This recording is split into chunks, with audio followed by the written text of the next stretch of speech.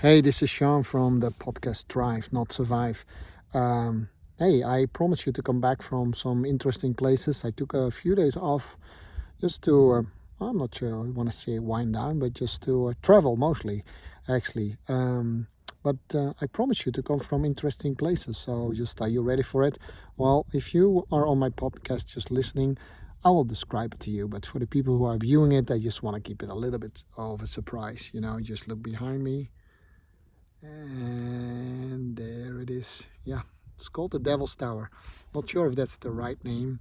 The Native Americans, or when I grew up, we call it Indians. But the Native Americans, they don't call it the Devil's Tower. Actually, they give it a lot of different names. But a lot of names have to do with the bears, and they believe it is because it has these grooves in there that bears did it, but there are many explanations for it. Some people even call it the antenna to the gods, right? And definitely some of the yogis talk about this, that this will help you to open up your throat chakra, which is a lot to do with your communication and how you relate to the other people, right? So I think it's very appropriate to give you a little lesson about the four conscious levels that we can have as human beings, and we should all have them. By the way, none is better than the other, right? And I will go over them, right? There are actually four of them. Four. The first conscious level is the conscious level. That is when you first become aware of the you, right? And if you're a little infant, that's a little bit all that there is. You look at your hands, right? And bit by bit you become conscious that you are in the world. Your being become conscious. Some people say maybe that's the first time when you become aware of being first a human being. As you grow further, it would be nice to come through a different conscious level. But let me say, if you don't fully accept that, if you want to go either too fast or you are disturbed in fully embracing that first conscious level, a lot of things can go, well, I don't want to say wrong, but that's when you often end up with coaches like me. So people who are not fully accepting who they are in life. Maybe they're not happy with their appearance. Maybe they're not happy with how they think. Maybe they're full of fear and full of anxiety, full of worries and full of doubts. That's typically a sign that people are not very confident. They're not very conscious.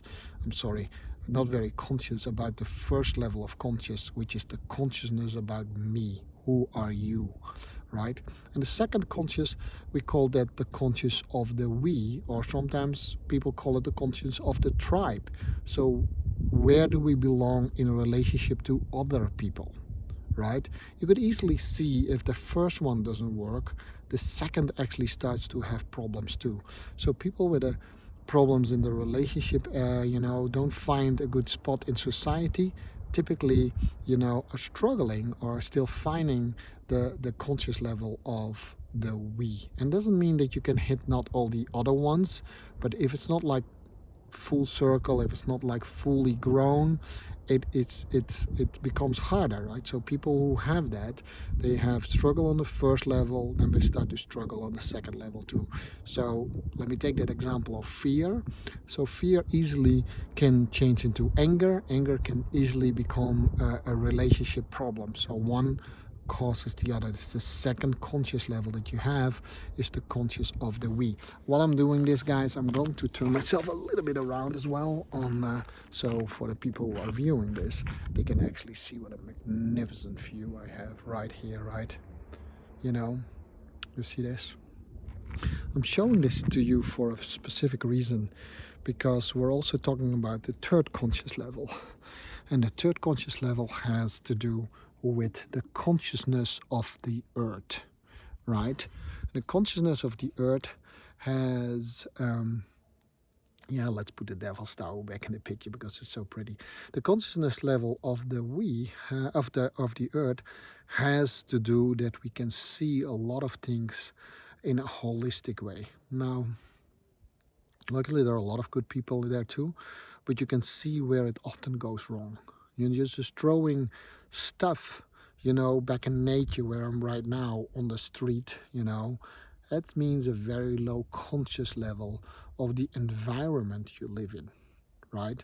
It's a holistic approach. So it goes one step further than the consciousness of the we. It's the consciousness of the world we live in and the environment that we are part of.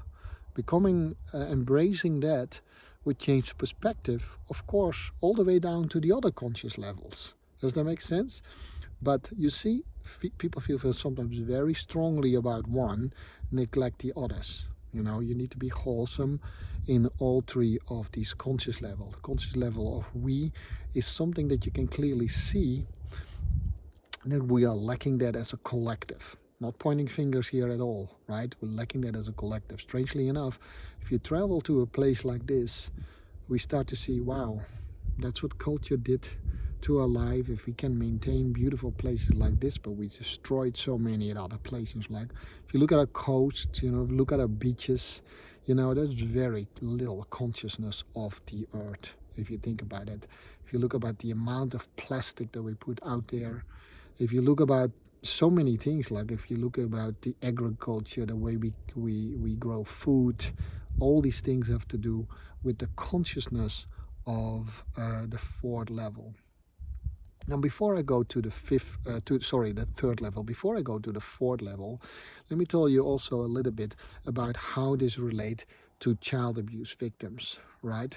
You know, one thing that happens to child abuse victims is that they are disturbed in their conscious level, and very often in the first two, which makes them really struggle hard in the other ones. Sometimes they flee into nature, but that's not a good thing either, right? If you only are focused on being in nature, you have to have all three first, right? And your last level of consciousness is the consciousness of the universe, right?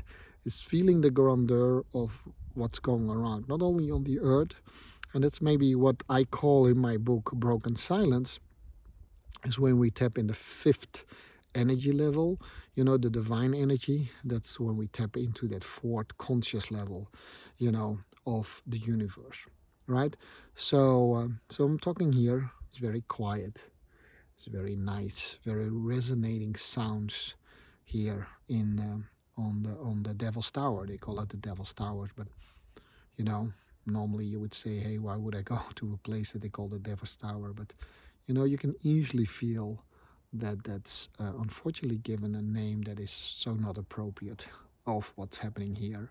You know, this is a very good place to connect to yourself first and foremost. And if you connect to yourself, you start to also think a little bit about the relationships that you have in life, you know, the people that you want to hang out with, your tribe.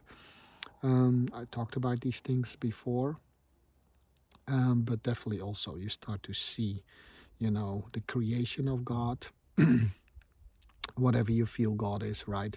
You know, everyone has a different experience. It could be and so why I don't call it the creation of the universe, because it's a fourth conscious level, right? There is something even bigger than that.